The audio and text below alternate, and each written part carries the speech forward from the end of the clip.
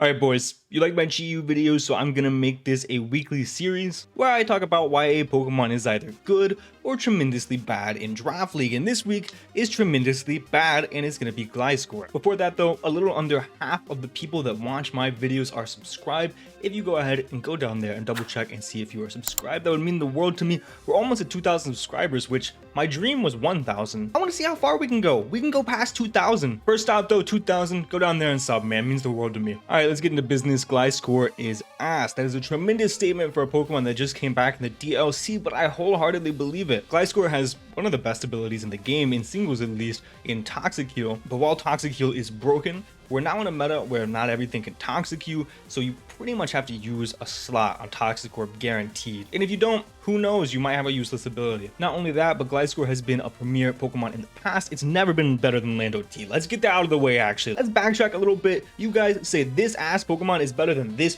beast, this behemoth of a Pokemon. Get out of here, especially not this gen. Gliscor used to be a good Pokemon, but it lost two very important things that was really why it was drafted. It lost a lot of utility in both Roost and Defog. I can't believe it lost Roost. Losing Roost makes this Pokemon literally have to rely on Toxic Orb, making its versatility quite literally zero. Like I said earlier, we're in a metagame where not everything gets toxic, so not only does not everything get toxic, but now you don't have recovery outside of Toxic Orb, so pretty much always you are going to be Toxic Orb on this Pokemon, which makes it lose so much versatility, and you don't have reliable recovery. You can get at most 24% at a time with Toxic Orb plus Protect, but you can get whittled down very easily now. Gliscor did gain some cool stuff. It got spikes and T-spikes, making it a hazard stacking menace, and it's not like it has bad stats. 75 HP and 125 defense is really good, 95 attack is serviceable, and it has an alright 75 Spadef with a pretty good 95 speed. So its role has shifted from being a very good utility Pokemon with knockoff, defog, U-turn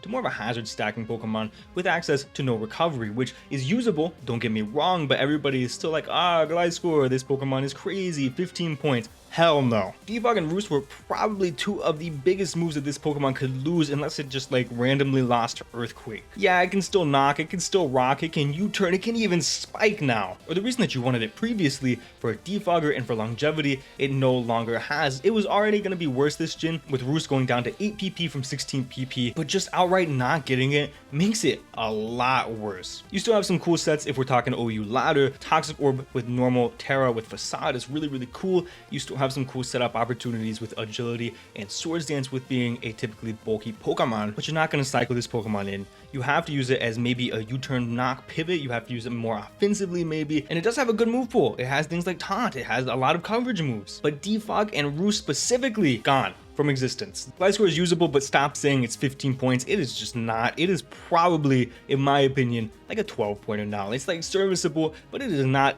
anywhere near the top. Maybe 13 points. I don't know my true opinion on it. I just know it's not as good as you guys think it is. Stop saying the Gliscor is good. Gliscor is bad.